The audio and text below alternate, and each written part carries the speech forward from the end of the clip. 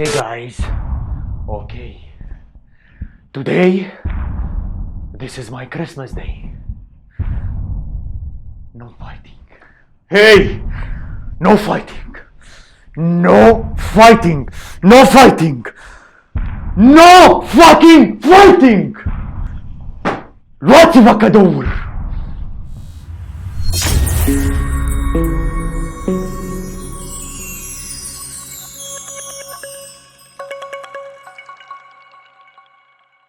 Dragi telespectatori, bine ați venit la noul episod din emisiunea Tot Celarul. A venit Crăciunul, am îmbodobit bradul, miroase a cozonac și portocale, s-a strâns familia în jurul mesei, deci este o atmosferă foarte fericită. Dar urmează să-ți povestesc despre niște băieți ca mine și ca tine, doar ca englezi și germani, care au făcut Crăciunul în tranșee, în ploaie, frig și întuneric, în primul război mondial. Este una dintre cele mai cunoscute și ciudate povești de război, armistițiul de Crăciun. Începe povestea în august 1914, când Germania declară război. Profesorii germani din licee spuneau elevilor: Germania vă cheamă, trebuie să intrați în armată și vă promit că Germania o să câștige în fața Angliei și Franței înainte de iarnă și o să vă întoarceți ca niște eroi acasă, să sărbătoriți Crăciunul cu familia voastră. Era prezentat războiul ca un lucru bun, o mândrie pentru soldați. Ăsta a fost discursul dominant de stat în Germania și Anglia și Franța. Dar Crăciunul a venit și nu a câștigat nimeni. Războiul nu s-a terminat și sute de mii de soldați, toți elevii cu vise mari și viitor în față, au murit. S-a creat un război în tranșee. Erau tranșee pe 700 de kilometri. Din nord de la coasta Belgiei până la granița cu Elveția. Războiul avea loc pe pământul Franței, unde era pe o parte Germania și pe cealaltă parte Anglia. Dar între ele există o zonă neutră care se numește No Man's Land. Viața în tranșee era complet diferită de imaginea eroică despre care a vorbit profesorul. Tot timpul era frig, ploua și asta a dus la apariția unei boli cunoscute ca tranșfut, o ciupercă de picior care duce la tăierea piciorului. Au fost afectați peste 120.000 de soldați englezi. Erau cantități uriașe de șoareci și un miros puternic de la cadavrele soldaților din zona No Man's Land. Acea zonă era plină de soldați morți și nu aveau cum să-i aducă sau să ia nimeni de acolo, pentru că cine încerca să intre în zona aia era împușcat direct și mura acolo peste ceilalți soldați. Asta a dus la apariția unei tulburări psihologice numite shell shock. O problemă psihică pe care au avut-o soldații după război. Coșmaruri, tulburări de auz și vedere, frică de orice lumină sau sunet brusc. Vine unul și spune: păi, ăsta nu este ce s-a întâmplat cu Thomas Shelby în Peaky Blinders după ce s-a întors din război?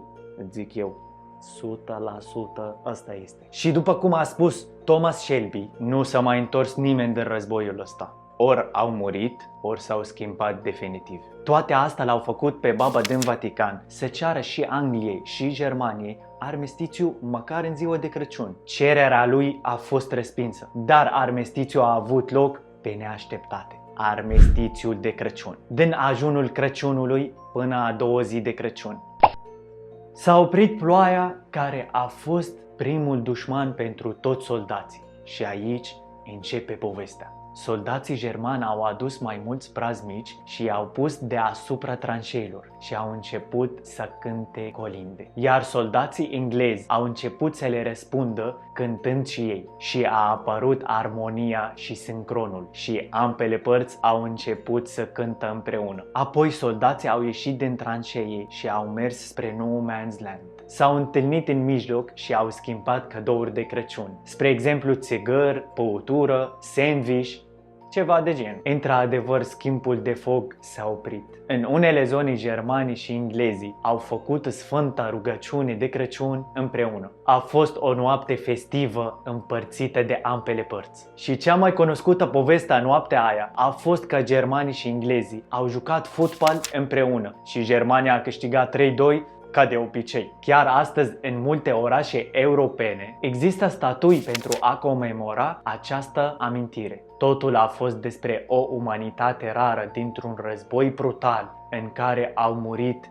milioane de oameni. Ți-a plăcut povestea, nu? Chiar e frumoasă. Dar asta a fost doar partea pozitivă. Hai să-ți spun și despre cealaltă parte.